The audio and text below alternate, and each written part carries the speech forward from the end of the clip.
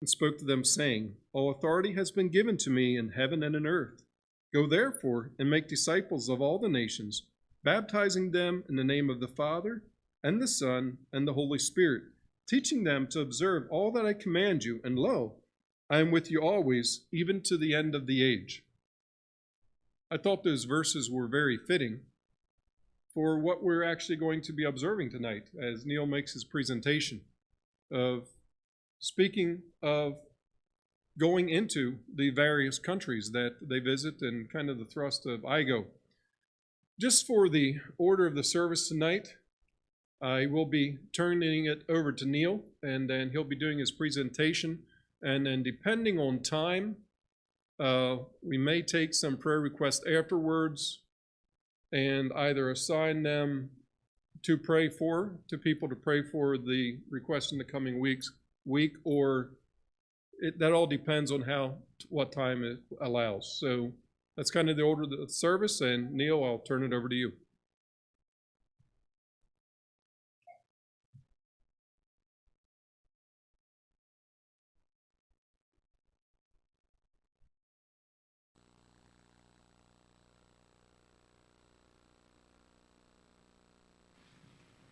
All right, good evening, everyone.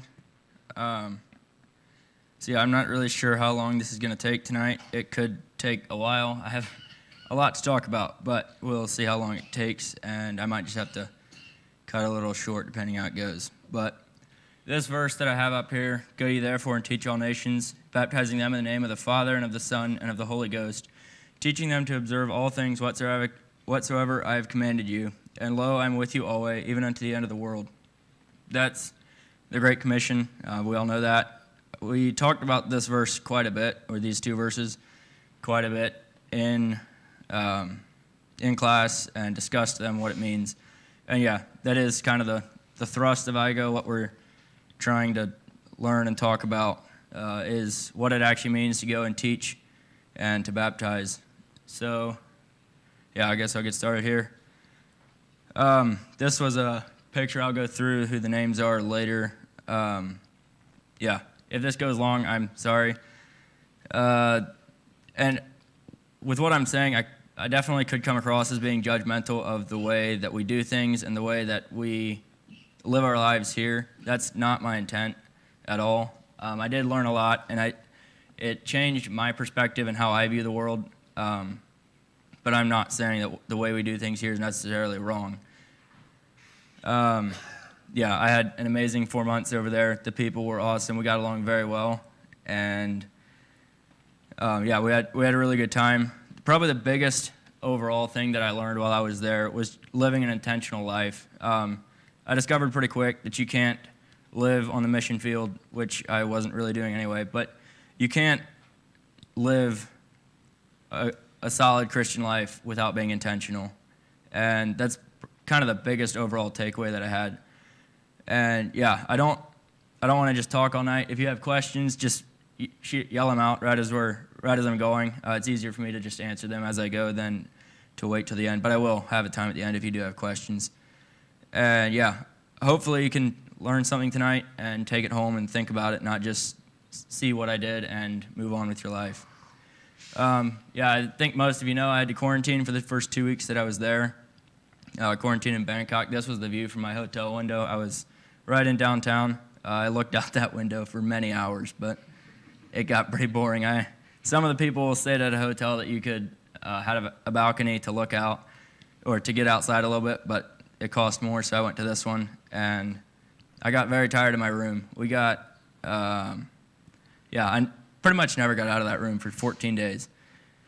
I didn't really like my time there, but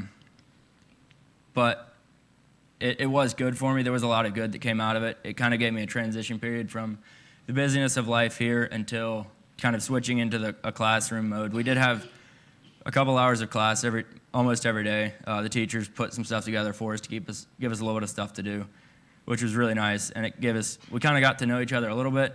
It was through Zoom, but when we showed up, we knew each other's names. We knew everyone's names already, so that was kind of nice. The food at the hotel was horrible. I did not like the food at all. This is, I stared at my screen for a long time. This is us on Zoom. We did get tested. I did get out of my room 2 days. I was supposed to get out of it 3 days, but the first time they just came to my room to test me. The other 2 days, so I got tested on the 2nd, 8th, and 12th days that I was there, I think. And thankfully, they all came back negative, and everybody else that was getting tested did too. But I would get out of my room for about 5 minutes to ride an elevator and get a toothpick shoved up, or a Q-tip shoved up my nose, and then right back to my room. But I did get about 10 minutes out of my room those 14 days. All right, so this is Thailand, or a map of Asia, I guess. I don't know if you guys know where Thailand is at. It is, let me see here. It's this right here, this country. I have some more maps. The dark orange is Thailand. I quarantined down here in Bangkok, and then I had an 8-hour van ride to get up here to Chiang Mai. That's where Igo is, up there.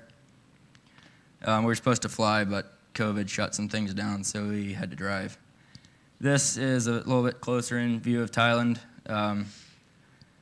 Down here in Bangkok, where I quarantined, the blue dot is roughly Igo, where that's at. And then the 3 red dots are where I went on my 3 ministry trips. I'll get to those later, but yeah, my first ministry trip was up here, my second one was down here, and my last one was over here. My one ministry trip was pretty close to Bangkok there.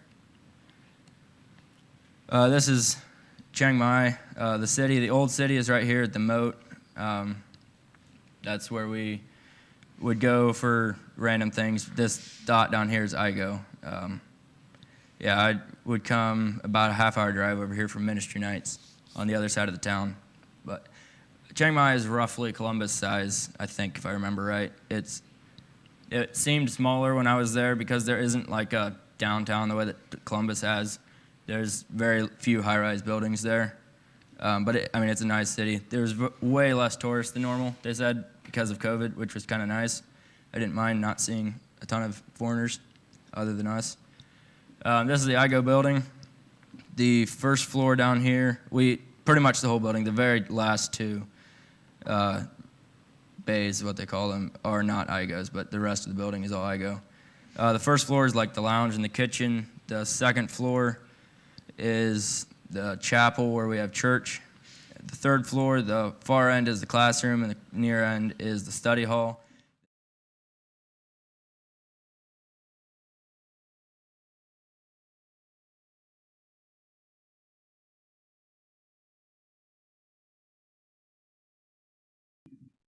It was very hot, though, so we didn't get to do a ton up there until closer to the end of term, and in the evenings we could be up there. But this is in the chapel, just a random picture. I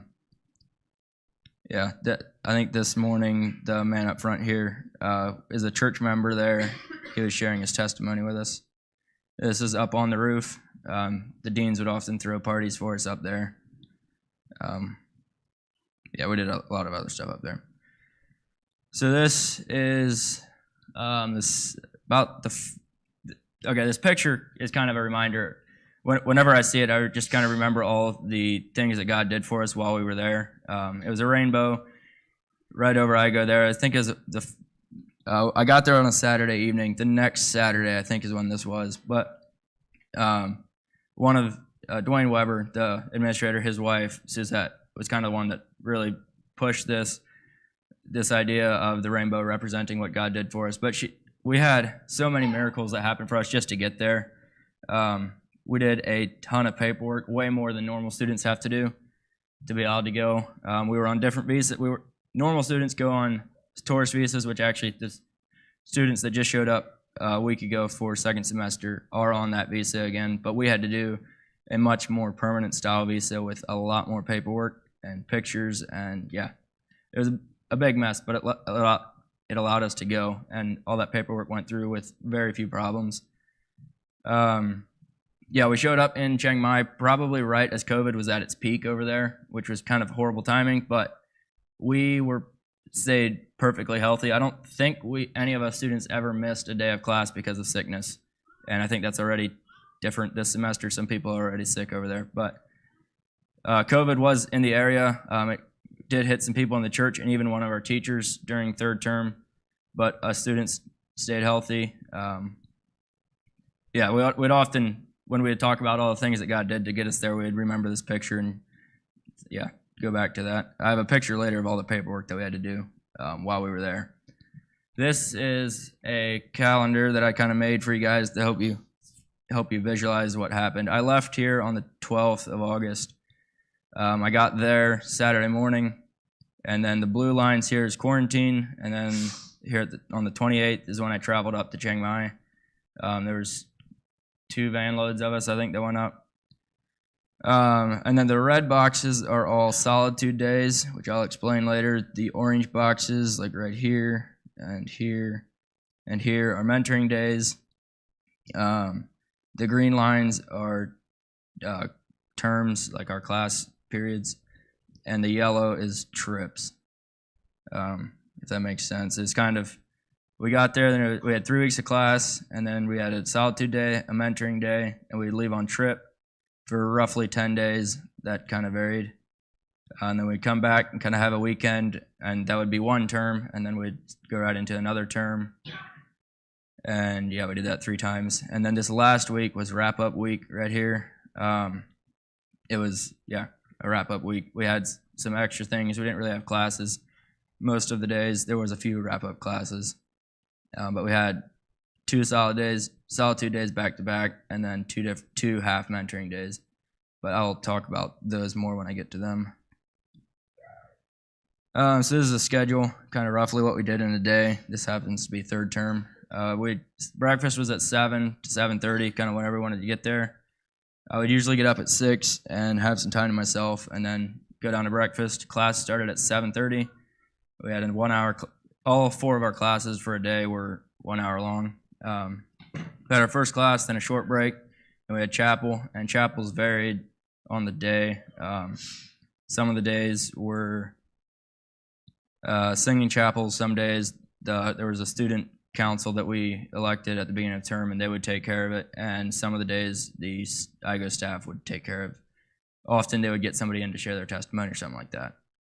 We had a couple panel discussions. And then we had a study period for about a 45-minute study period, and there was the cook would put out a snack for us then too. Then we had our second class, a short break, another class, and a break. And it was, that was barely a break. Usually that class ran right into lunch. Then we'd go down for lunch, and then we right after lunch we had another class, our 4th class, our last class. And then Tuesdays and Thursdays we'd have a Thai class. This says Thai culture class. That's not exactly accurate. It's more of a Pastor giving us theology class, which was amusing but not exactly what we were going for. We did learn to enjoy that class, but we wanted to learn the language, or at least the culture, and we did neither of those. But what he had to say was very good and very interesting. And then it would be study hall from 3 o'clock until 5 o'clock, or 5:30 with supper. That's when you got most of your homework done. Then we had supper. The evenings varied a little bit. Tuesdays and Thursdays was rec nights. Wednesdays was open, and then Monday and Friday was ministry nights. And I'll talk about that a little bit later. But for my ministry night, we would leave at 4 o'clock and get back by about 6:30. And then we had the evenings open after that until dorm time. 9:30 during the week, 10 on the weekends. Kind of 10 on the weekends. Kind of hard to explain, but that's most of it. Quick go over the classes. I'll talk about a few of them later as I go, but for first term, the 4 classes that we had were Growth in Christ 1 by Dwayne Weber, Cultural Anthropology by Daniel Yoder, and TESOL, which is Teaching English to Speakers of Other Languages by Phil Segrist. He's the director of the Invest team, which is kind of over all of the IGO ministries that are over there, excluding the institute that I was at. And then Genesis by Carl Heatwell. He was also a guest teacher. The second term, our classes were Principles of Teaching and Life of Christ. Those 2 classes were both taught by Dwayne. Team Dynamics was taught by Daniel. Biblical Theology of Missions was by Tim Stoltzfus, the ICF, which is IGO Christian Fellowship pastor. Third term, our classes were Church Planting by Alan Roth, Growth in Christ 2 by Dwayne, and Christian Evidences by Daniel. And our last class was Galatians and Hebrews by Dave Yoder, also a guest teacher. Yeah, you can ask me more about those apart from this. I can explain a lot more what they were about, but there's about 56 hours of class every term. So about 150, a little over 150 hours of class total. This here is a short excerpt from a sermon that we heard the first Sunday that we were there. Got there Saturday evening, and then Sunday morning, Rod Musser, which is he does a lot of the paperwork for IGO, he gave us this sermon, or preached this message, and it's titled The Open Window. And I thought I would share a little bit about it because it had a pretty big impact on me right from the start. So a phrase that we used at IGO quite a bit was to know him and to make him known. That's kind of our mission over there. And so he had two questions. Do we know Jesus, and are we making him known? So he brought up the world population. Does anybody know what the world population is right now, roughly? According to him, in August, it was 7.9 billion, and when I looked the other day, I think it's at 7.91 billion now. So obviously it's still going up. That is a lot of people. There's an endless opportunity if we look at that. And this was a graph that Tim gave us in Biblical Theology of Missions. It's kind of hard to understand if you just look at it, but it's the overall, the big circle is the world population, and then it's split into different regions. And then the light yellow is, the light yellow and the orange together is roughly a third of the world population, and that would be what consider themselves Christians. And then the orange part would be specifically evangelical Christians, which would be people that believe that Jesus is the only way, and we would be evangelical Christian. So that's roughly 10% of the world population, slightly less than that. And then this is back to Rod's message, the 1040 window. I think we've all heard this term. There's a picture of it. It's if you take 10 degrees latitude north and 40 degrees latitude north and go to the eastern hemisphere, that's what it is right here, this area, which if you look, Thailand is in there. Here's another picture of it. The world population, again, is 7.9 billion, and an estimated 4.9 billion of those people are in this 1040 window. Asia is very populated. I think, India has the most people, China is second, and then the U.S. is third, and China is still 3 times more people than the U.S., I think, roughly. So anyhow, that's, 2/3 of the world's population are in this area. That's roughly 4.6 million people. And that contains 90% of the world's poorest people, and depending where you look, between 60 and 95% of the world's unreached people. And an unreached people group is one that has less than 2% Christian. And supposedly, I have no idea how they figured this out, but once you're over 2% Christian, then you then have the ability to evangelize to the rest of your people group without outside help. So before that, you will eventually, the Christians will die out, even if they continue to evangelize. They are not self-sustaining. And also, there's 45 of the 50 worst persecuted countries in the world for Christians are in this area as well. But this was kind of brought out also in our quarantine classes, is that only 1 cent out of every dollar that we give in offerings goes towards missions in this area. It's severely underfunded, but it's where the most of the work that we have left to do is at. And here he has the number 60% are unreached. And so he tried to help us visualize how many people are there, the need that there is. So he gave it, this first picture is a stack of $10,000 in $100 bills, which would be 100 bills. And then this is $1 million in $100 bills sitting beside the dude. Or no, that's not $1 million. Yeah, it is. That's $1 million. This is $100 million. It's a full pallet of $100 bills. and a billion is 8 pallets of those. So if you go, for me, it's hard to visualize a billion people. You hear that and it's a big number, but you look from the difference in a million people here, or a million bills, whatever, and this is a billion. The huge difference there is. There's such a need out there. And then this was just for fun, I guess, a trillion of them, how big that is. So this is the 1040 window. The three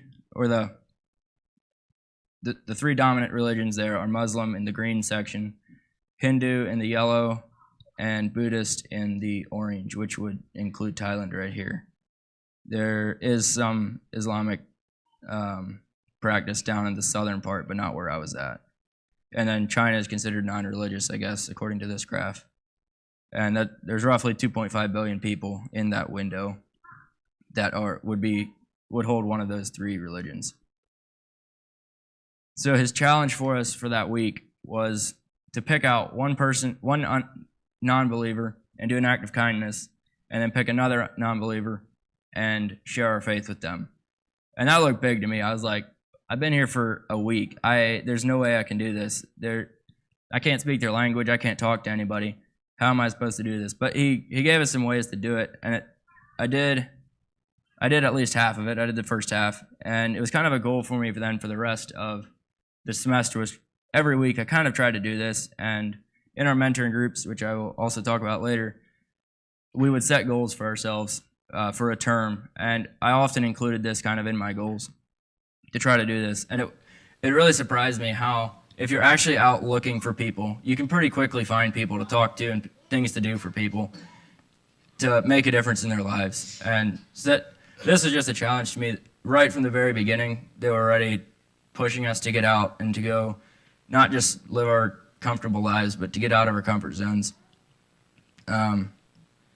And right here you can see Chiang Mai, Thailand, which is where Igo's at, is right in the middle of that window. So then moving on a little bit, this is just 2 pictures of a temple that we could see from Igo. It was kind of out. If you'd be on the roof and look all the way to the west, you would see this. Especially at night, they would have all kinds of lights, and you could see this Buddha sitting there, and it was kind of out on the horizon. It looked really cool, but it was really sad knowing it was there. We did visit, this other picture, I guess, is a staircase that is very long. It's quite a bit longer than what it looks like on this picture, but it was a staircase leading up to this Buddha. And we visited it, I think, the second Sunday we were there. And we did visit a lot of temples in my time there. I don't know, probably 15 roughly. And I always had a weird feeling when I was there. It's something that I never really had before. Nothing crazy ever happened. It was just kind of an emptiness. Hard to describe until you're there. But I also pretty quickly got jaded to it. By the 10th one I was at, I was like, I've seen this before. I felt this before. And it just reminded me how quickly, Thailand is, I think, roughly right around the 2% mark of Christian, and then it's 93% Buddhist, I think. So pretty much everybody you bump into is going to be a Buddhist, and you just got used to it. It was something that really surprised me how quickly I got used to it. We were told in quarantine that it would happen, and I was like, no, I won't forget about the darkness, but you really do if you don't think about it. This was then from the view from the temple looking back out on Thailand, or on Chiang Mai. The old city is up in here, and Igo would be roughly in here somewhere. And this was just a view one night. We went up on a lookout, looking out over the city. This presentation is a little bit out of order sometimes. I just trying to fit a bunch of pictures in, and this is kind of what I came up with. This is rec nights. Tuesday and Thursday night, we would come to this field and play futsal. It's essentially soccer, just a lot smaller. You'd have 5 or 6 people on a team. It was a lot of fun. I didn't think I would like it when I got there, but I always look forward to Tuesday evenings. It was kind of our time to get out and be active. It was optional to go if you wanted to. I went every time, but most people did not. They would stay back and do homework or something. I'd just stay up late and do it.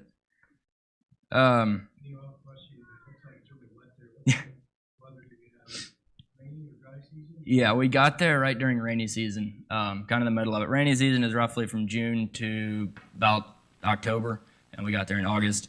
When I was in quarantine, it rained every single day. It would always rain, and I couldn't feel it because I was inside, but I could see it hitting my window. And it's like the longer I was there, the less it rained. And by December when I left, I don't think it had rained for 3 weeks before I left. It was their cold season. It would go down to about 65 overnight. And then so it's their cold season / smog season-ish from November until about the beginning of January. And then it'll start getting hot. Their hot season is from January until rainy season starts again. When the rain starts, it kind of cools down and the smog goes away. They have crazy smog every spring or spring because the Thai farmers in the to the west of the city burn off all their fields every year, and it just creates an incredible smog. Like I have some pictures later of the mountain. When I talk about the mountain, that's the one I'm talking about. And they say that mountain disappears for like a month because you just can't see it. There's smog in the air. But yeah, it did rain quite a bit while we were there. I think it actually only rained, like really rained 2 nights that we were trying to play futsal, but we didn't really care, just kept playing. It was a lot of fun, except when you kick the ball through the water, it was like Velcro, stop the ball. But yeah, futsal. But yeah, this was just not very far away from where I go. We'd drive over there and play. So yeah, this again is the picture of us students. You would know Doug you'd see here in the back. He's from around here. James Bontrager is from Kansas. Nathan Weiler from Lancaster. Marcus Froze from Mexico. He'd be a Russian Mennonite. This is Tim Burkholder from Lancaster. And Hadassah Woolman from Minnesota. This is Shy. You should know her. Yeah, this is Sherry Segrist from Mifflinburg, Pennsylvania, I think. This is Casey Weaver from Lancaster, Carabeth Schmucker from Idaho, Janessa Weaver from Lancaster. She would be a cousin to Casey. Angie Miller from South Carolina, Kamkam Renta from India, from Nagaland. I don't know if you've heard about Nagaland. There's a pretty cool story about how they became Christian. She was a lot of fun to have around. This is Abby Woolman. She'd be a cousin to Hattie here in the back. This is me, Derek Martin from Lancaster, Bryson Weber. He'd be Dwayne's son, so a staff kid, but originally from Lancaster, and Rachel Martin from Canada. So we were fairly spread out. We had a lot of fun together. Probably the people that we got along incredibly well. Probably the ones that I did the most with would have been Derek Martin here in the middle, Angie Miller, and Sherry Segrist. But yeah, I'll show you pictures of my ministry trip later. I went on with basically the same team twice in a row on ministry trips, so we got to know each other very, very well. We had a lot of fun together. This here is a random picture of a sunrise. This was beyond the roof, looking kind of north. So this is this in the northeast. Sunrise coming up. That's the view. This was on my one solitude day. A lot of people would go to coffee shops for solitude. Excuse me. But I'm not much of a coffee shop guy. I am a lot more now than I used to be, but I've visited my fair share. But anyhow, I would try to go to nature things, get out a little bit more. And this was a reservoir that I came to twice for solitude. There'd be benches out around it and shade and stuff. I really like coming here. And this was something I learned a lot about being over there. I live a very busy life here, and even over there I did too. But I learned how cool it is and how refreshing it is to get away and to just spend time with God the whole day. What a solitude day is, you leave at about 8 in the morning and you should come back to, I go around 4:30. And you have an assignment to do while you're gone that usually takes about 3 hours to do. It'd be something like writing out your salvation story, writing out about your pre-accountable years, which is roughly your earliest memories to about 10 or 11. Writing out your post-accountable years, which would be from whenever you stopped writing on the previous one until now. You'd sit there and think for a long time, and you'd write for a little bit, and you'd think some more, and you definitely process things in your past that you've never even thought about before. Things that, especially the pre-accountable years, lots of things happened then, but I was young. I didn't think about it. I never realized how it affected me. So I enjoyed the assignments, but just being out in nature, being alone, was awesome.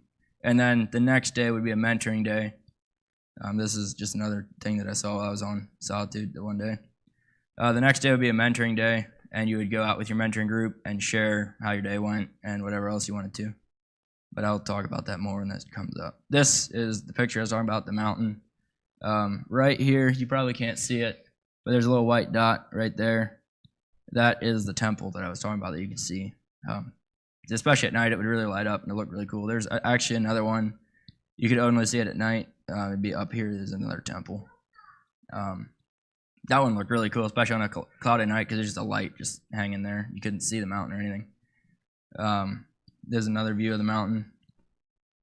Okay, this is ministry nights. I went to CMCC, Chiang Mai Christian Fellowship, or Christian Church, I think. That would be Pastor Gate. I don't have a good picture of him. I think I have one at the end. But he's a very important part of IGO. He's the Thai teacher there for a Thai class. It's the church that he pastors at. But anyhow, there's an English teaching service, I guess you could call it, on Monday and Friday nights, and we would go teach that. It ran a lot different this year than it does most years because of COVID. Instead of being split up into 7 different age levels with about 70 students, there was about 20 students, and we're split into 2 levels.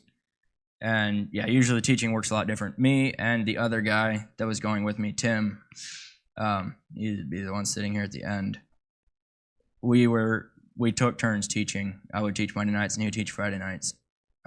The whole semester that I was there, every Monday and Friday night we'd go.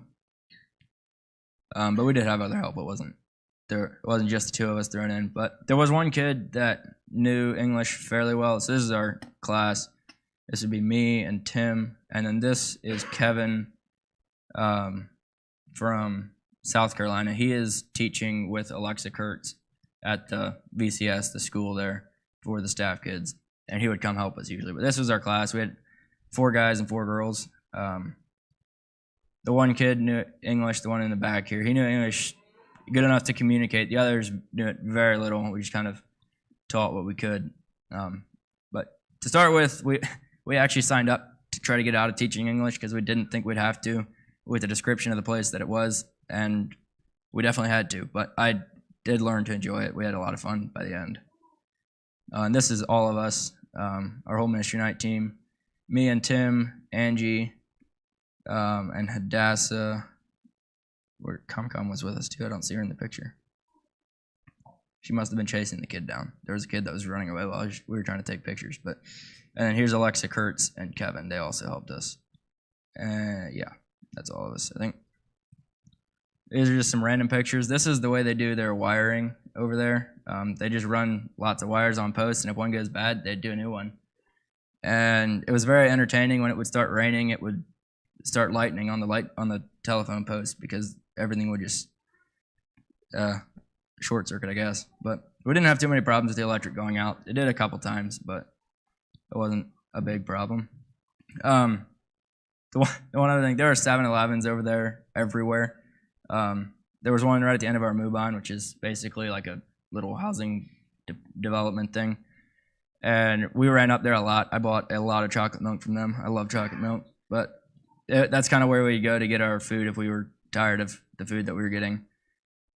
There's thousands of them over there. And there was one right at the end of the road, and if you'd cross the street and walk 50 feet, there was another one.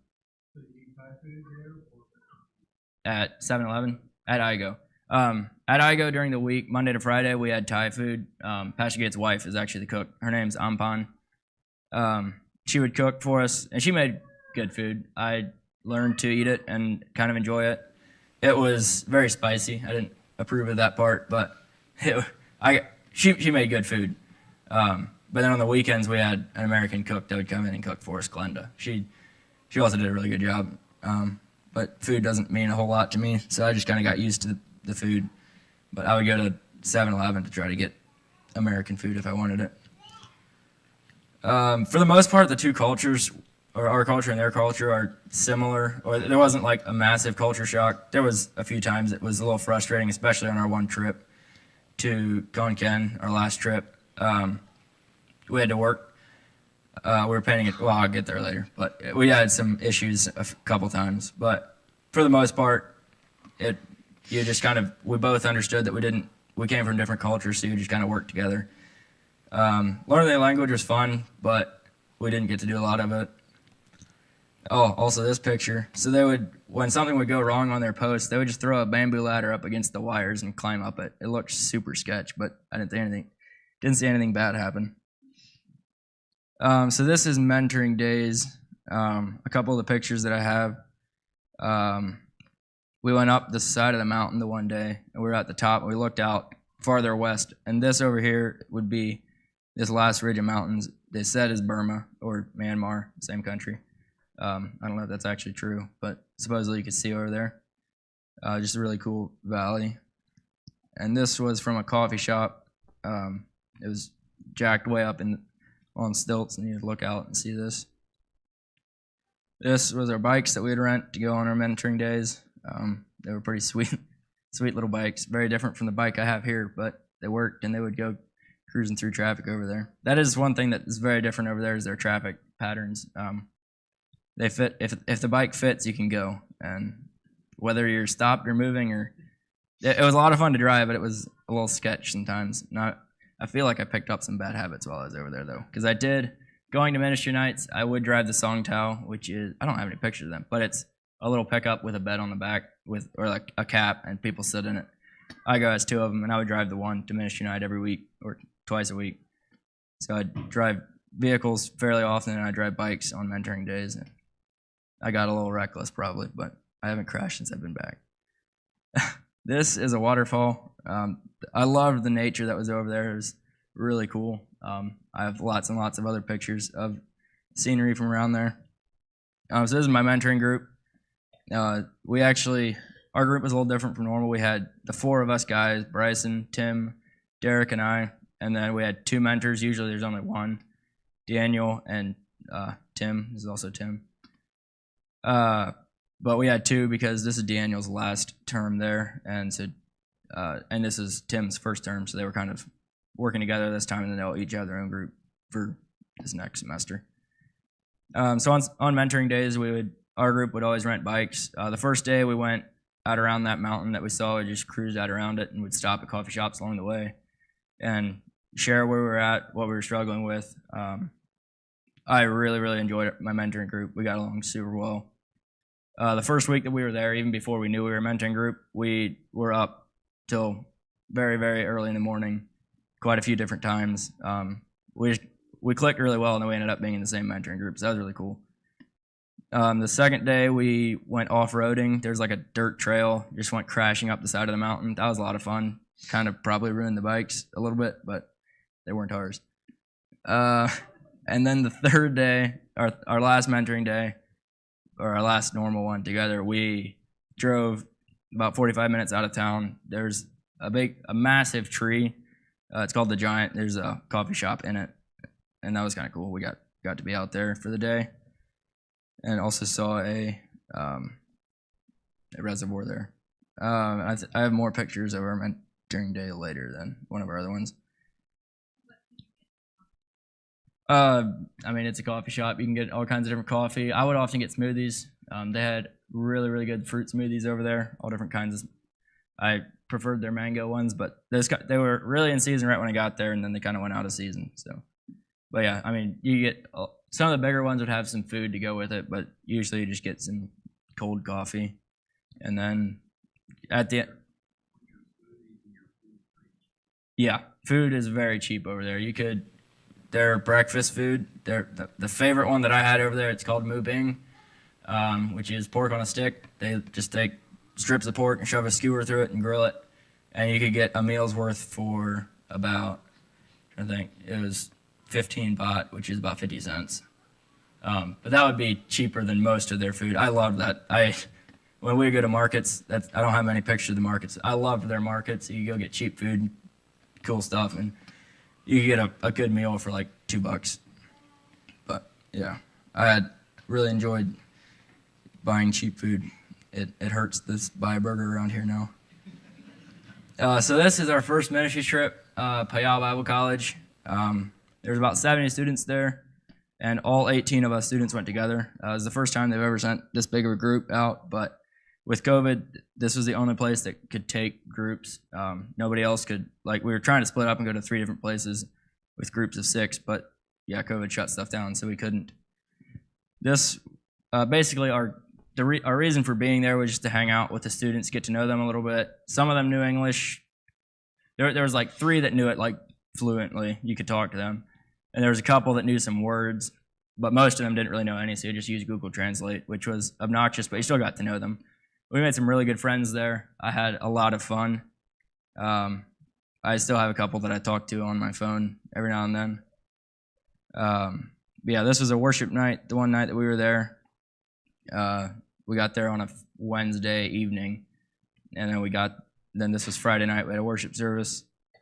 A really cool thing that they do they did there at the college. That's kind of the main time we experienced it, but Asian style praying. I really like that. You just all pray out loud where you're at, and then somebody closes when people start to die down.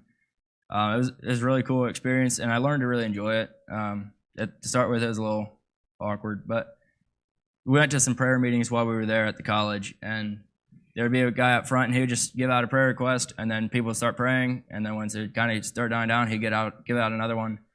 And I don't know if it's just because they're in a different language and I couldn't understand, but just listening to a bunch of people praying together was really cool. Yeah, this was our team. They love taking pictures. Thai people love taking pictures. So we got to take a ton of pictures of them. This was Sunday afternoon. We went to the lake, and they just took tons of pictures. This was just a couple of them here on the end. Just jumping. Here's a few more. They jump in with us and take pictures. This was all of us guys. Took a picture together. This is Chris, kind of our main contact while we were there. He knows English quite well. Yeah, he loved taking pictures with us. He would just jump in, and he would tell us a random pose, and we'd all take it. And this picture turned out great. We all happened to have our arms at the exact same angle. But all right, the next couple pictures are a little gruesome or graphic, whatever they are. We were at a Buddhist temple there in Piao, and Pastor Gate was with us, and he kind of described what they were about, what they meant to Buddhist people. It's kind of their depiction of what they think hell is like. These would be the 2 guards right at the beginning. Yeah, I don't really have time to explain what they all are, but here's a bunch of goat people, I think, bowing down to some for king. Here's people boiling in a pot and people getting eaten. Yeah, some other random stuff. Yeah, basically their view of hell is you kind of go and do your time and then you get reincarnated. Is a very basic definition of it. This next picture is my restroom facilities for the 10 days I was there at the college. A little squat pot and a hose. It was a little interesting, but I got used to it. I survived just fine. This was the last day that we were there. We played sports with them pretty much all day. That is something we did most days that we were there. We'd play sports with them for a while. We'd help them work in the mornings, and they'd go to their classes and stuff. We'd be off, and then in the afternoons we'd play sports. But the last day that we were there, it was their finals week. They wrapped up their classes, and then we all got to hang out together and play sports. I was on the green team. They gave us all shirts, put us all on teams the first day that we were there. And I was here on the green team, right in the middle. We had played all kinds of different sports. They gave us candy and trophies and stuff at the end. That was a really good day. We got to hang out together. This was our team at lunch. 2 of the Thai guys, and then the 6 of us from IGO that were on the team. This guy, same guy in both pictures. His name is Boy. He didn't know a word of English, but we got to know each other as well as you can by speaking through Google Translate and hand motions and stuff. We had a lot of fun together, playing sports and stuff. And this was the last night we had a kind of a banquet together. And they all dressed up in their traditional tribal clothes and stuff, and that's what he came in. Yeah, we just had a lot of fun together. And this was the other guy that I got to know pretty well. His name is Chon. Yeah, he knew English a little bit better. We talked a little bit more. And this was us there at the table where we would eat every day on the trip. They fed us very well, but it was pretty bland food. They fed us a lot, but it wasn't great. It was pretty much rice or some for soup or something. And we're all like, I mean, this is fine. We're out of college. But then we found out later they feed us. Their budget was 6 baht per meal for all of the students there, and a baht is roughly $1 is roughly 33 baht. So that means they were feeding us on 18 cents a meal, and that's how they do it. That's what they budgeted for their students and everything, and that was incredible. We're kind of blown away that they could feed us for that cheap. And yeah, for comparison, at IGO they're budgeted 50 baht per meal, so it's 50 versus 6. This was the last night that we were there after the banquet meal that we had together. Some of these guys are dressed up for us kids. They did not in their travel dress. But we circled up. We were on the inside and they were on the outside, and we had a time of prayer together. That was really cool. At that point, we got to know them a lot better than any of us students had expected to, and we had a lot of friends there, so leaving was pretty hard. But spending some time in prayer together was really cool. And then this was saying our goodbyes, what we thought our goodbyes were anyway. Because then we thought we wouldn't really see them again. We'd leave in the morning. But the next morning, we were all loading up. I guess you can just see the tail end of the song titles here. We were loading up and getting ready to leave, and all of a sudden they come running down the hill to us and are singing their hearts out. And this, I'm not sure, I think it is their college theme song. And so they came out and sang for us and circled up, and then we all got to say goodbye to them again. But yeah, we had a really good time on that trip. I don't really know. I'm running out of time very quickly, but that was one thing that we had a lot of fun doing. This here is a picture. You can just see a little bit of the market. This was an indoor market. Most of them were outdoor. You just walk through and buy food. Pretty much I learned to order by hand gestures. I didn't learn Thai well enough to actually order much food other than Mu Bing. I learned that pretty quick because I liked it. I could order that. And then this other picture is at the snack bar at the end of the counter in Igo. Us guys spent a lot of time around that. There's Ampon who put out some really good snacks there. They had all kinds of great fruit over there that we don't have over here. Their bananas taste way better than ours do. I don't really like our bananas anymore. And this is little round balls, or lamyai. I ate a ton of those. They're little white fruit. I can't really describe it, but they're really good. This here was a night that we were at Dwayne's house. The staff would often invite us over either Saturday or Sunday night, and we'd go hang out with them. And so what the web in between us is, Dwayne started, and he had a ball of string, and he hung on to the end, and he threw it to somebody, and he would bless them. And then that person would take it, throw it to somebody else, and bless them for just whatever you felt led to. And that was really cool. Something that we don't do much as Mennonites is to bless each other. And we also did this one night in the guys' dorm. For a dorm meeting, we just spent some time go around the circle and bless each other, and it was a really cool experience to be in a circle and bless each other. But then also, being blessed is really cool. If to have the humility to ask for it and then somebody to bless you is something that we don't do here, and I think it would be something good to do more of, to be honest. This was a waterfall. I was bored one Saturday afternoon, so Kevin would be the guy that went to ministry nights with me. He was like, oh, he'll go out and do something with me. He enjoys nature too, so I hopped on his bike and we went cruising up the mountain and found this random waterfall. Hung out there for the afternoon together. This was a waterfall that I stayed at for one of my solitude days. I found it on Google Maps, and they have a Uber service over there. It's called Grab.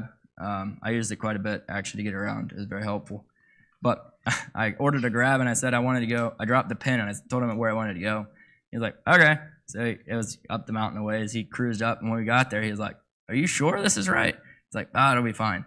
he was wondering how long I was going to be there. He was trying to get me to, he was going to wait and bring me back. But I was like, no, I'm going to be here for like 8 hours. So he's like, okay, and very slowly drove away. And I went crashing off through the jungle for, I don't know, it was a 20-minute walk, and I found this little waterfall. And I just sat there beside the water for the day. That was a really cool experience, just to be all alone. I didn't see a single person from my grab driver that dropped me off till the next one picked me up. But that was a good day. I had a lot of fun there at that waterfall until I saw a massive snake go cruising past me. That was kind of scary. I'm not a huge fan of snakes, and they're pretty much all poisonous over there. They have a lot of very poisonous things that will kill you. This is on my one mentoring day. Some more pictures. This was the day that we went cruising up the side of the mountain on the dirt trail.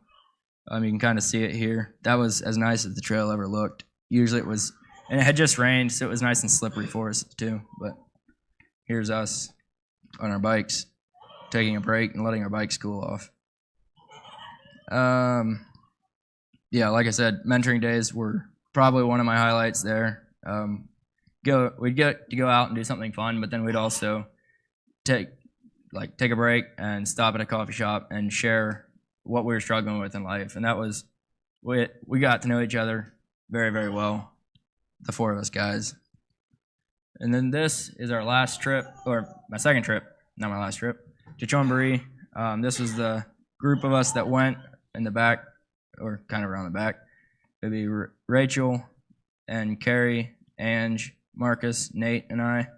And then this is the family that we went to, some of the family. Pastor Somchai, Pian, and Sarah and Shalom were and they had two older they had a daughter that was older than Sarah, Sai, and then Samuel was their oldest son. We spent 10 days with them. Chonburi was the one down close to Bangkok, if you remember the map. 11-hour bus ride, almost 12 hours to get down there. But we had, our group got along really well. We had a lot of fun together. So the family here lives on a farm. They took a farm and they're kind of turning it into a retreat center for pastors. Their vision, I have pictures later then, but their vision is to plant churches in their district of Thailand. And then they have this retreat center for their church planters when they get burned out or when they want to break, then they can come here and take a break. So we were helping them there at the farm. We spent a lot of time around the table with them. This was definitely my favorite trip. Had a lot of great times there. We'd sit around the table for a couple hours and just talk after meals, and then we'd go work for a little bit, and then it'd be time for the next meal. So then we'd go back in, and then we'd eat for a while again, and then we'd go out and try to work a little bit. But we had a lot of fun down there, and I learned a lot on that trip. It was, I never got to go out of Thailand on my trips, but I wasn't too disappointed because all three of my trips were a lot of fun. This was the one day we were, this bookshelf, this one and like three others like it, we cleaned off, emptied them off and moved them around a little bit and then organized all their books and put them back on. That took a lot of time. This was another work project that we did. They're turning this into a garden, sort of. They put tarps down and then we put gravel. They dumped it. There was a fence that they couldn't get in, so they dumped it outside. And then we shoveled it into little bucket things and would spread it on the gravel or on the tarps. And then inside these concrete circles, they're going to fill these up with dirt and put their plants and stuff in there, kind of like a raised bed. I even got to do some welding while I was over there. It wasn't exactly the welding I'm used to, but it worked. A little lunchbox TIG weld or stick welder in slides. But it worked just fine, and as far as I know, it all held, so I think we're good. This is another work project we had. We took this flower bed and pulled all the weeds out of it and rearranged it and replanted some of their plants and stuff in there. This is their house, so you can't really just see it. I have a better picture later. But 2 of the days that we were there, Tuesday and Wednesday, we had a kids camp. This was us with the kids. There's about 10 kids that came for it. There's usually when a team goes to Chonburi, to this place, they have a big English camp with about 170 students, but obviously with COVID we couldn't do that, so we just had a small camp with the kids that were kind of right in the area and would kind of hang out with them and did some work projects with them. And we got to know them, the little kids, pretty good. This picture here is me. This is Nun. He's 6 years old and he has some health problems. yeah, he had right from birth. He was missing a very important vein from his heart to his lungs, and they had to put in an artificial one. And now his heart's still having problems. He was supposed to actually have surgery while we were there, but he got pushed back. I still don't think he's had the surgery. There was another team that went down for our last trip, and at that point, he still hadn't had the surgery. So he's not doing well. He wasn't able to do the activities with the other kids, so I would often just hang out with him while the others went and played. I would color or something with him. We spent a lot of time together. He didn't know any English. I didn't know any Thai, but we got along great. And he seemed to think I knew Thai because he would be rambling off in Thai, and I was like, I have no idea what you're saying, dude, but sure. This is our team. The one night they took us to a market in town. This is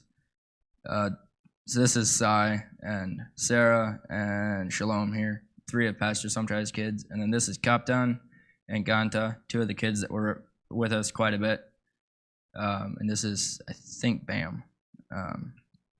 She was around quite a bit. There are several families there that live on the farm. So the kids would kind of be around quite a bit, and we got to hang out with them. They would help us work and stuff. Mats, yeah. I think we pulled him down for the picture. In public, pretty much always we had to wear a mask, and especially in IGO. Like at IGO in the building, it didn't really affect our lives. Outside of the building, you stepped out and you put on a mask. It just became habit.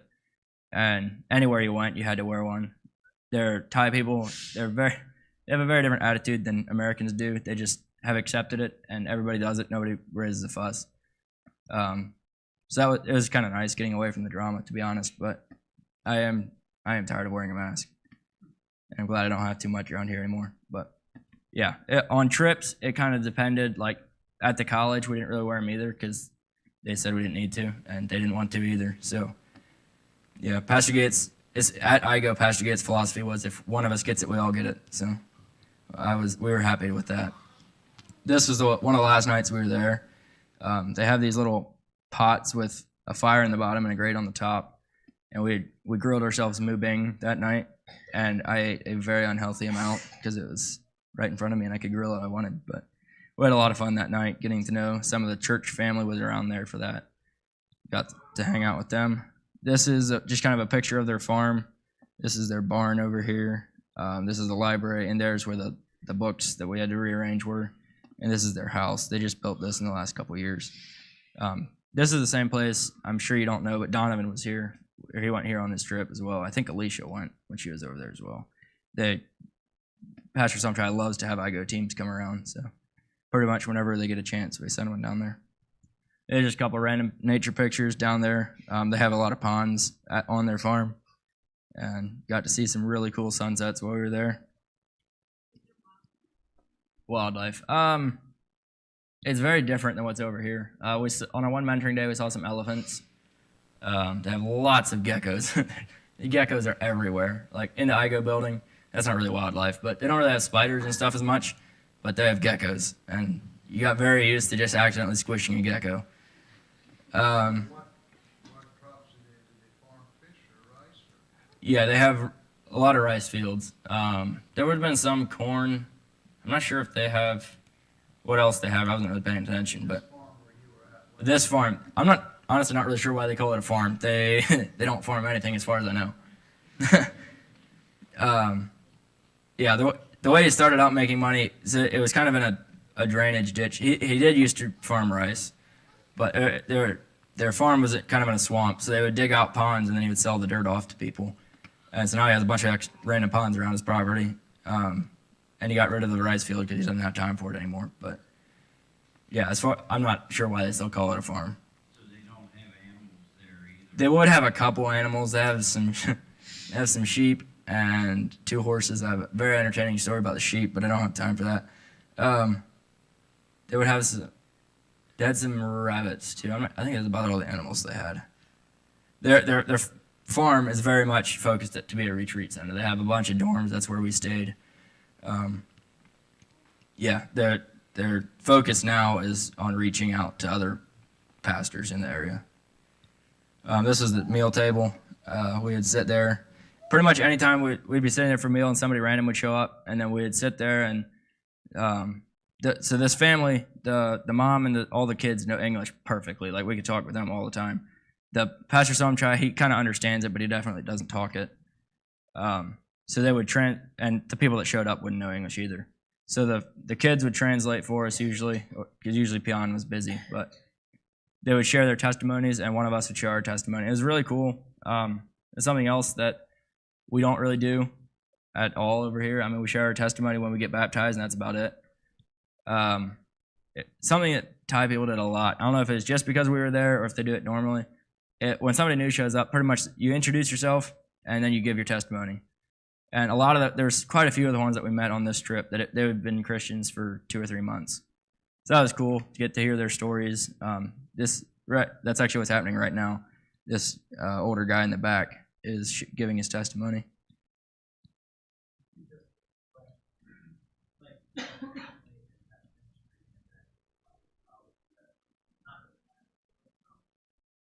I don't know how to explain it. The way I was told is Thailand has 2 denominations of Christians. You're one or the other. And the majority would be what the Bible college is. Actually, the Pastor Somchai went to that Bible college at the same time as Pastor Gate did back in the early 90s. They were actually dorm mates. That's kind of the connection that IGO has down there. But yeah, I'm not sure how to describe the denomination. I don't even know what the differences are, but I was told there's 2 and you're one or the other.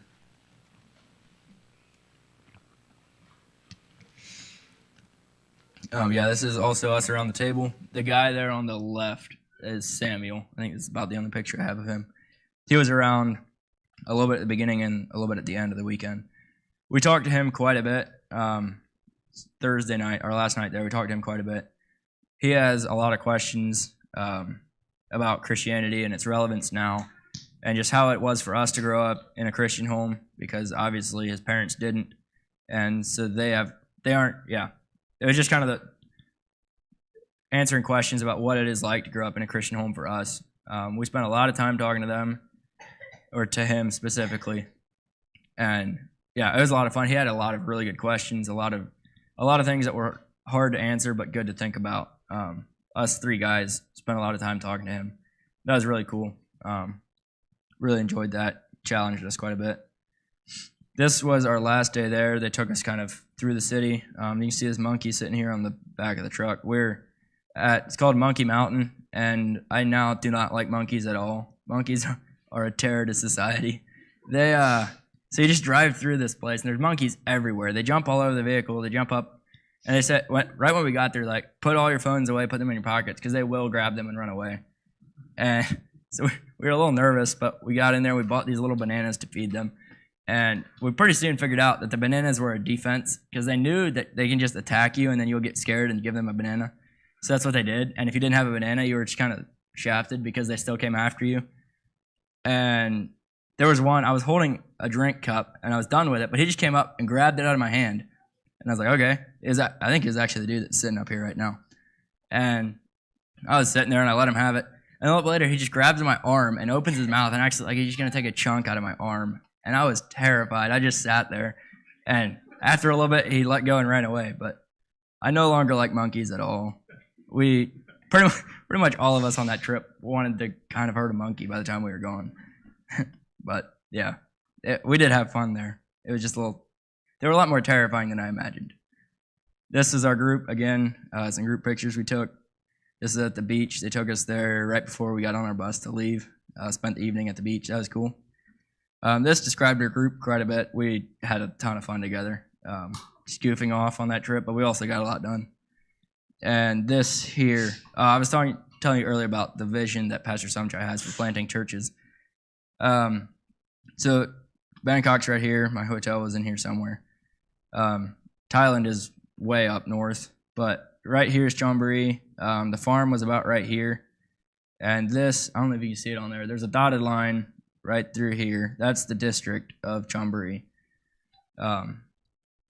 That's kind of where their focus was at originally. So in his office, he has all these maps, and I have pictures of them, maps that he made, and there's 7 other provinces or districts that he's now focused on as well. But this was his original one. This is Chonburi. the whole province. So he made this map, and then he split it up into, so I think it's a province, and then these are districts, the different color-coded things. They live in this district up here, this purple one. So he made a map of that as well, this map here. And then they used to live right in this little red square. They now live over in here, I think. But so he also made a map of that, and that would be turned 90 degrees. This little red square is this green thing, but it's turned. And what he did was he took the city, drew all the roads out on it, and then he has a legend right here. I can't read Thai, so I don't know what it says, but I kind of remember what it was. All these different buildings that he has on here are either Muslim temples or mosques, I guess, because there was some Muslims in the area, or Thai Buddhist temples or Chinese temples. So he had them all labeled out where they are, and then he also labeled where the churches that he has planted and the ones that he wants to plant are at. There's one right here, there's one up here, here, and one over here, I think. Might be another one that I can't see right here.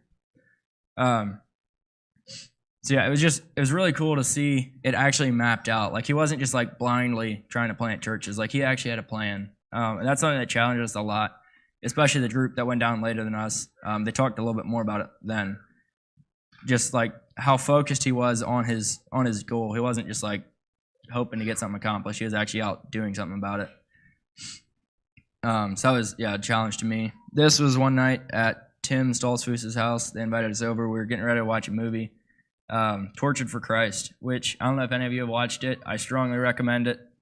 It's about a dude in, trying to remember. It's back in when Russia was taking over the Eastern Bloc. I think he lived in Romania, I think. He was a pastor there. And he ended up getting caught and being in prison for, I think, 18 years or something like that, and tortured while he was there. And it's a movie about that. And it's a very challenging movie about being a Christian, standing up for what you believe. One scene that I very strongly remember, he was sitting in his jail cell in solitary confinement, and he was praying, and he knew it was against the rules, sitting there praying right in the middle of his room where the guards could see him. And they came in, and they took him out, and they beat him for a while, and they threw him back in, and he just went right back to praying. And the guards were like, what is wrong with you? Why are you praying? You know that we're going to beat you for it. And he said that he told the guards that he was praying for them, and the guard just like couldn't believe it, and he walked away. He wasn't able to keep on beating him. And it was a challenge, the way that he never tried to hide what he was doing. Like, he was witnessing the entire time he was in jail. And yeah, it's a movie that it's hard to watch, but it's also very good to watch and to remind yourself of the freedom that we have. Another good movie that we watched while we were there is The Insanity of God. That was during a wrap-up week. I have lots of good movies and books to recommend if you're looking for something. This here is a picture of paperwork that I was talking about earlier. This stack is probably about this thick. I had to sign every single paper. Pastor Giet's son gets all his paperwork together. It's for our visa, and we had to sign them all and take them to immigration. I did not miss sitting in immigration. I had to go there 3 different days, I think, while I was there. And that normally wouldn't happen if you're on the tourist visa, but we had to be on the real visa, I guess. This other one is a picture of a COVID test. I did plenty of those while I was there. I do not miss spitting in a little cup trying to get a COVID test, but that's something else that we got through a lot of. And yeah, there's well over hundreds of tests that we all did together, and they all came back negative. That was just a huge blessing, because we don't really know what we would have done if one of us would have tested positive. This here is a random picture I threw in. It's our dartboard in the guy's dorm. If you look at this picture, I don't know if you can see it or not, there are holes everywhere around this thing. Turns out throwing darts is a great stress reliever. This was another random party on our dorm, or on our roof. The deans did a lot for us. We had some great deans. Obviously, you guys would know the one, Donovan, from around here, and Melissa Weber from Canada was the girls' dean. They did a great job. This was one, I think after our finals on our last term, they threw a party for us and made us some food and drinks and stuff, and we got to hang out up there. This is on our last mentoring day, our last full one, the reservoir that I said that we went to. Really cool place. There was some fishermen down here on the edge that we were watching, and some cows of some sort. They're not American cows, but there's something down there that we could hear their bells tinkling, and that was really cool. Okay, this is our last trip. Oh, hopefully be done here before long. Our last trip to Khon Kaen. Another 11-hour bus ride to this one. It's not distance as far, but it takes just as long to get there. The main thing that we did there was painting this church house. This is the church house before we got there, or actually we're currently working on it. And then I have a picture after this of how it looks when it's done. And this trip was very different from the other two. The other two were very focused on interacting with people and getting to know them. This one, we were basically just on a work project. It was a little bit shorter than the others. We had to come back from immigration stuff, but we hung out as a team. It was the same 6 that went with me down to Jamboree, plus 3 others. So the 6 of us got to know each other better, and the other 3 that joined had a lot of fun too. We got along really well, but this is the trip, or the time that I talked about having some cultural issues. The way we work and the way Thai people work is very different. We are very focused on getting it done as fast as possible, and being safe is kind of optional. They're very different. They'd much rather make sure it's safe and make sure we're having a good time while we're doing it than getting it done fast. So this scaffolding that we used here on the top, we often were trying to reach out over the edge and kind of just get it done as fast as we could. I mean, we still try to do a good job, but yeah, our Thai contact was very concerned that we were going to fall off, and he probably had a fair point. But this is how it looked at the end. Repaint. I'm not sure if you'll see on the next picture. It started out fairly green, especially the interior here, and we painted it all gray. Is how it looked to start with, and we were painting it this gray color here. But yeah, we pretty much spent our time there painting. The one day we went sightseeing, our last full day there. That was a really cool experience. We were right beside the biggest college in Thailand, so in the evenings we were kind of off.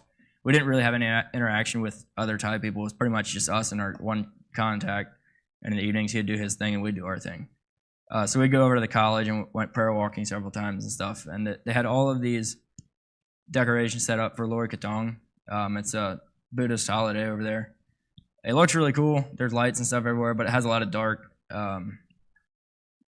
history, I guess. So it was cool to see, but it was also kind of sad to see all the effort they put into it. It has to do with them, I think, kind of getting rid of their sins in a way. Yeah, it was very decorated for the holiday. Here's a Buddha that's there on campus with a bunch of white lights, and then I'm not sure what these were. There's some for decoration they had up. This is our last day when we were sightseeing. They took us out to this mountain ridge right along the edge of a lake, looking out over the lake. Had a good time there. It was actually kind of cold there. It was blowing and stuff off the lake. We kind of wish we had sweatshirts. So this is our team for that trip. It was Ange, which was with me on the first one. Tim, he was new. Marcus, Rachel, me, Comcom, she was new on the trip. Nate, Carrie, and Sherry, she was also new. So these 3 got added to our team. But yeah, we had a lot of fun together. We worked quickly, but we also enjoyed our time together. We didn't just fly through it. This was right on the lake that we were overlooking. We went down to it then and ate our lunch. They had a table here, and this was a fish that we ordered. I just kind of picked off of it. It was a full fish, and we just ate whatever we wanted to. It was an interesting experience, but it was actually kind of good. And then we went to a snake show thing of some sort, and a bunch of random snakes were out performing, I guess, and then we got to hold some of them if we wanted to. I was terrified, but I did hold a snake, a little python, this is a python, I think. That was an interesting experience. This year's the sunset, one of the last days before I left. My bunk was right beside the window, so I could always, in the mornings, I could see the sunrise out the one way, or I'd usually be on the roof during sunrise anyway, but I would see it, and then in the evenings I could see this out my window. And here, it's fairly red.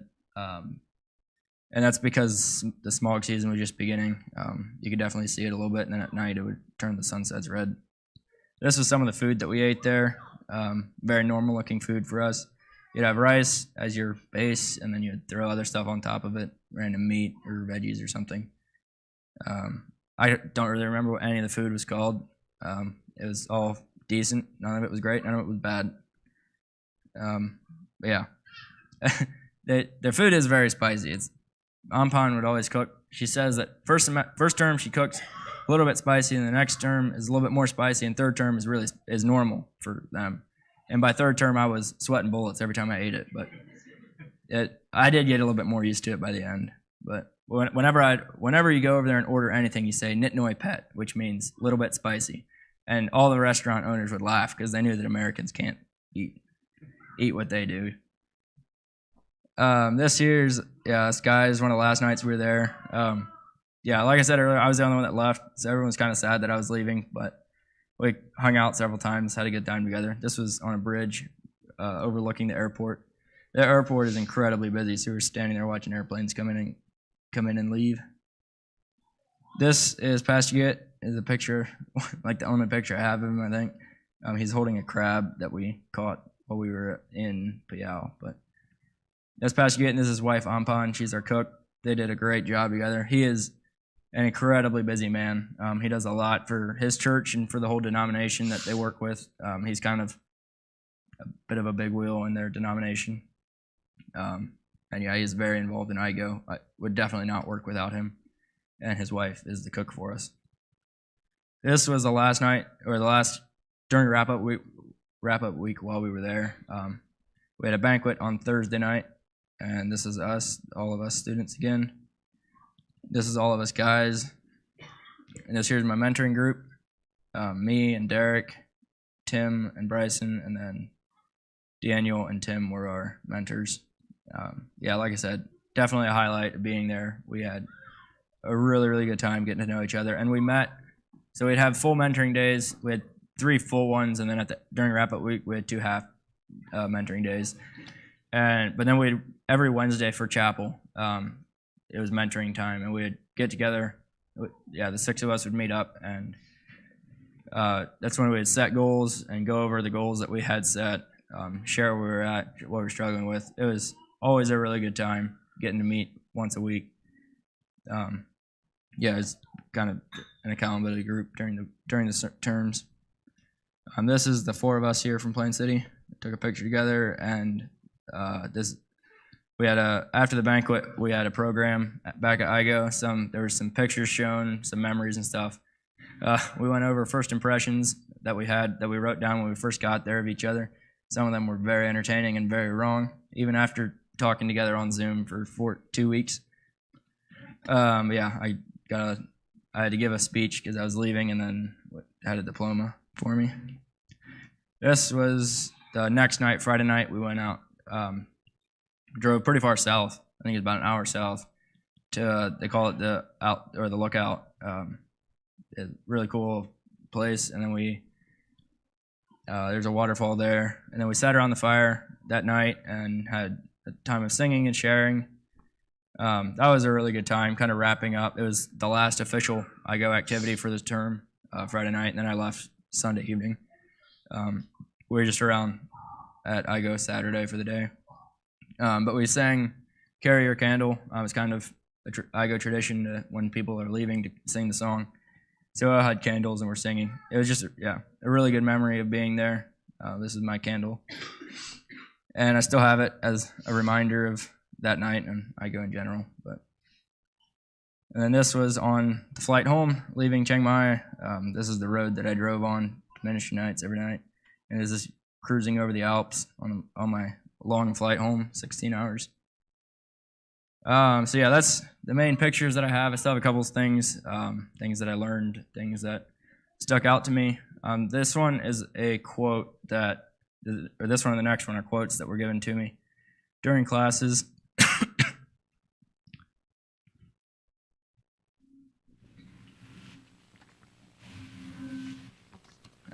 So you can read it. You may choose to look the other way, but you can never say you did not know again. You can never say again you did not know.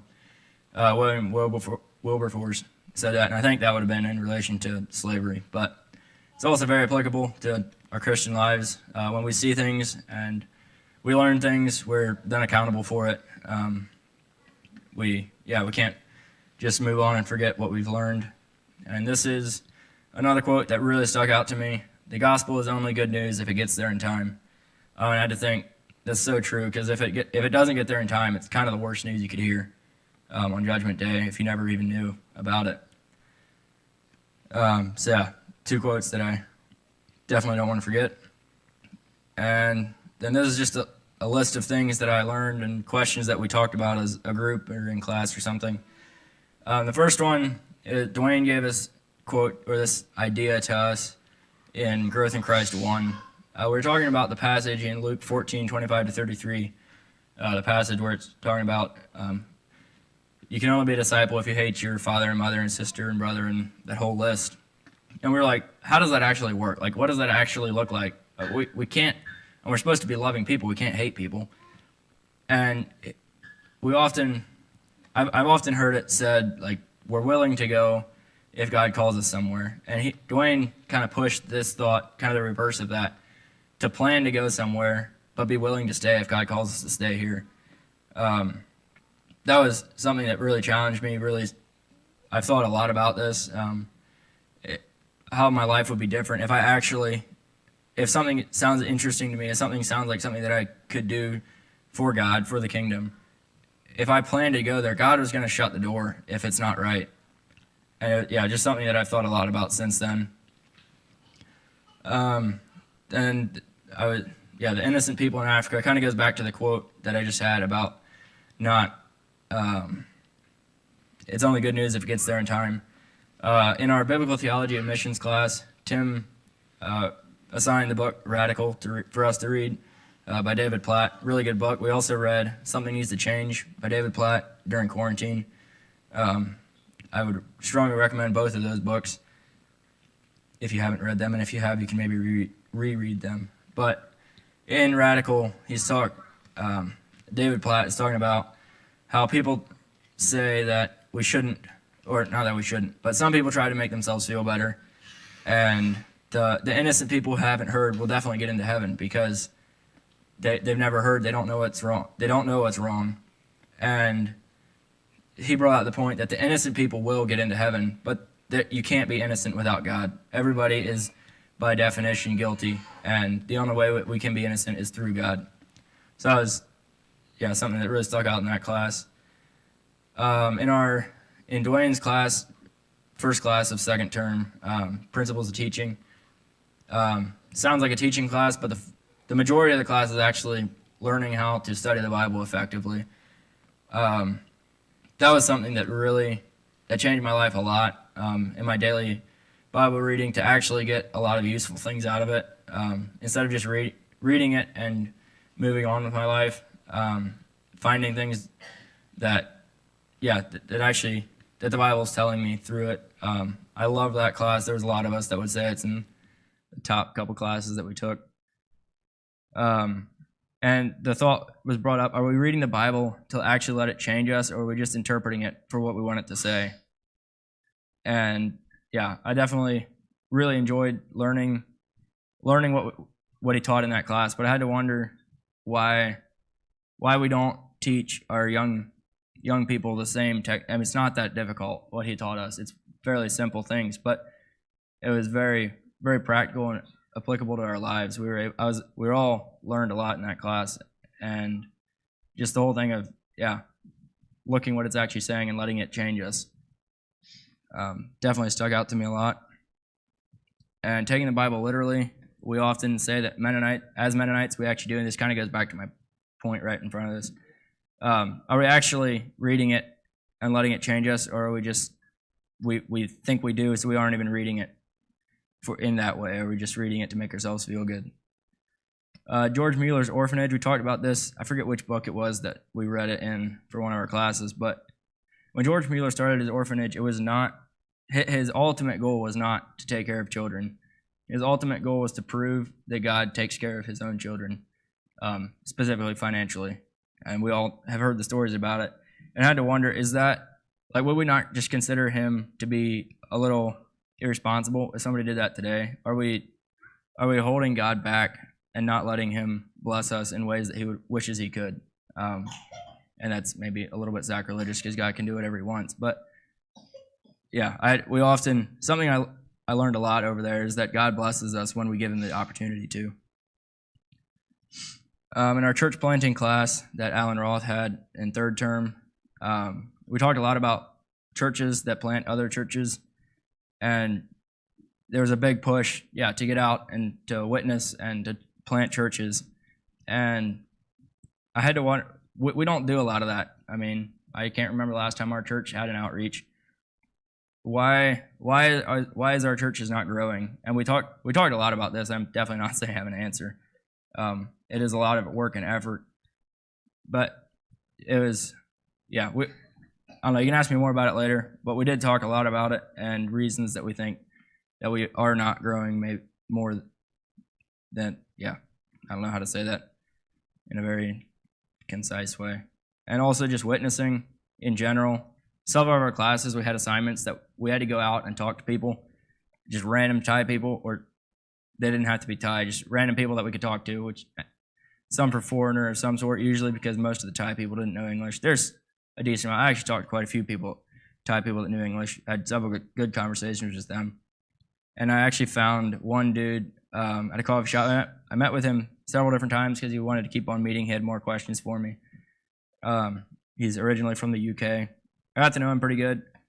And just the idea of it's actually not that hard if you go out and look for people to witness to and to talk to if you're intentionally going for it. But if you're just going about your life hoping they pop up in front of you, it's probably not going to happen.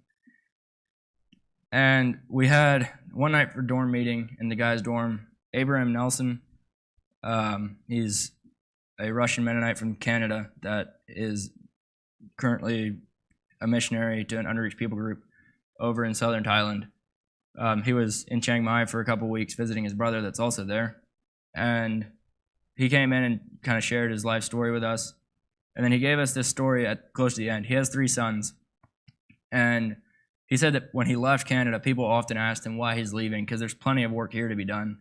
And he said that somebody else had told him this story, and it just happened to apply to him as well because he has 3 boys. But he said if there's 2 boys that live in the Western world, say America for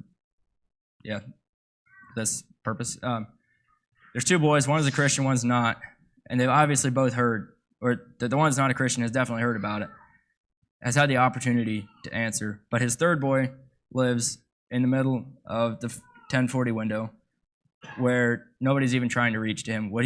Him as a parent, would he not rather have the son, instead of just spending more time witnessing to the boy that's already heard, would he not go overseas and try to witness to the boy that's never heard and at least give him a chance?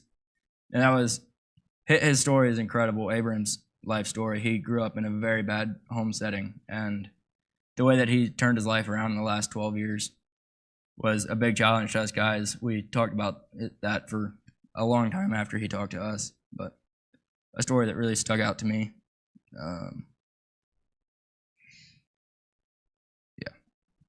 And there's a couple random other things. I kind of already went over this point as far as how COVID affected us. In IGO, it didn't do much, but we stepped outside, and it affected us a lot. We just got very used to wearing a mask everywhere we went. Everybody did it, and nobody complained.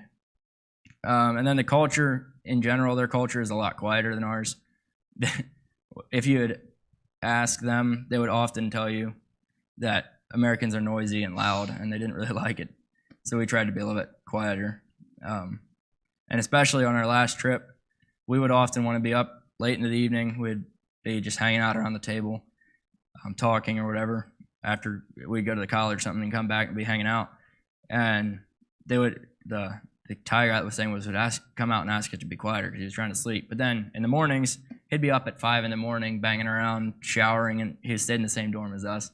And he was showering and making all kinds of noise and didn't seem to see a problem with that. So there were a few differences that kind of caused some issues sometimes, but we had to remember that we were the ones visiting and we had to adjust to their way of doing things. And their culture is also very big on respect. Something that was kind of interesting, when you would meet somebody new, you would introduce yourself and you'd say your name and your age right away. Because the way that the way that you get or your name is over there, you have a name, but then you also get like a prefix in front of it, and that prefix varies on a lot of different things, but it has a lot to do with your age. And so you'd always introduce yourself with your age, and then they would know if they were older or younger than you, and then they would give you the right title accordingly.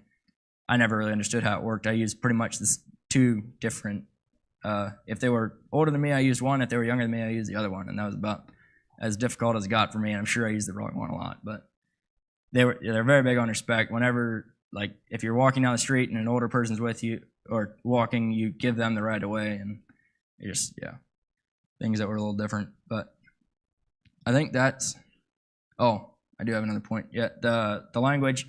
I said it earlier, kind of. I really didn't learn much of the language. I can be polite and I can ask for a few simple things, but that was one kind of a disappointment for most of us had, is we really wish we could learn the language better. In quarantine, we did have almost an hour every day, so 12 days, just the weekdays we'd have class, 10 days actually, of Thai class, and we learned quite a bit there, but we kind of forgot most of it, and we didn't learn any more during terms, except for on trips we'd try to learn a little bit as we could, but really didn't get to learn much of it, and that was kind of a disappointment. I definitely wish I would know more, but I got enough to get by. I could survive, so that's pretty much all I've got. If any of you have any questions about anything, I will definitely go on over time, but hopefully it was interesting enough.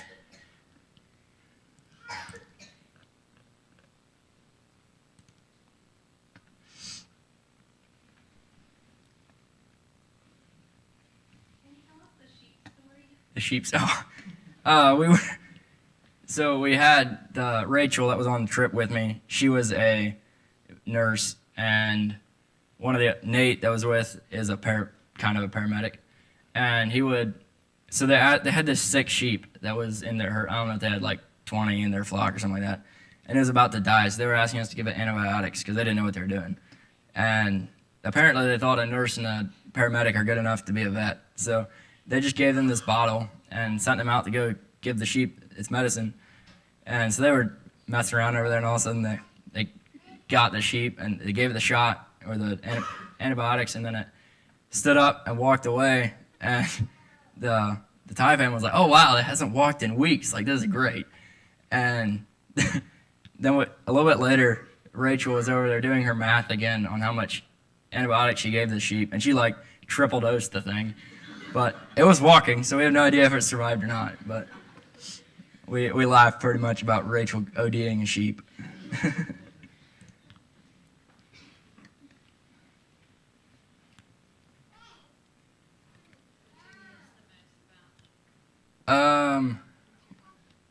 I miss hanging out with the people, or the group of people. Like, we had a super good group of people. There's them again.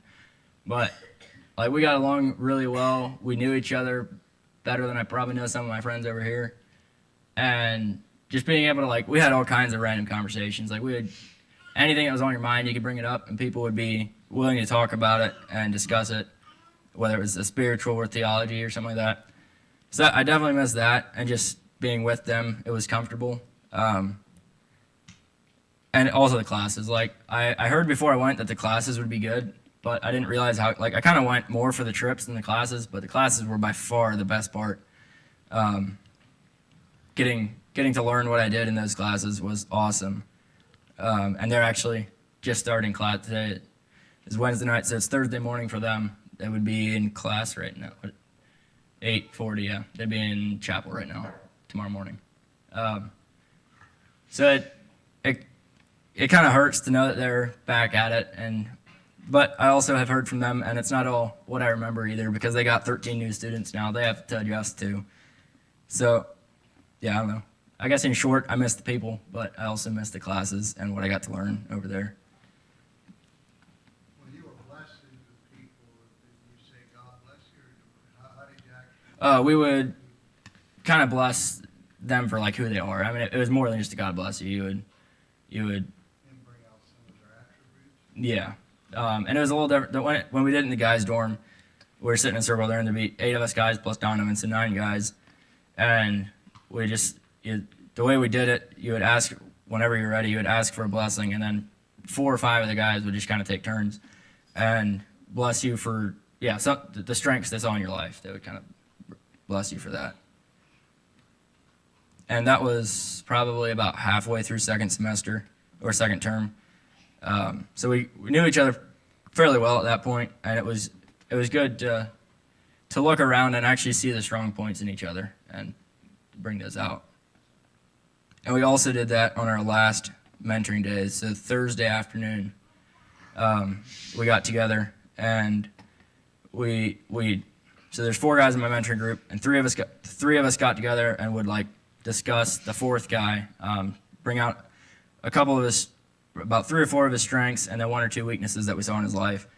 And then we all did that. And then when we got together Thursday afternoon, we shared that with each other to encourage, but also to point out things where they can grow. And that was really good. You saw things in your own life, or they saw things in your life that you couldn't see. We tried not to just pick out the super obvious ones. So that was really cool, getting to see what other people saw as my strengths, and also being able to point out other people's strengths to them.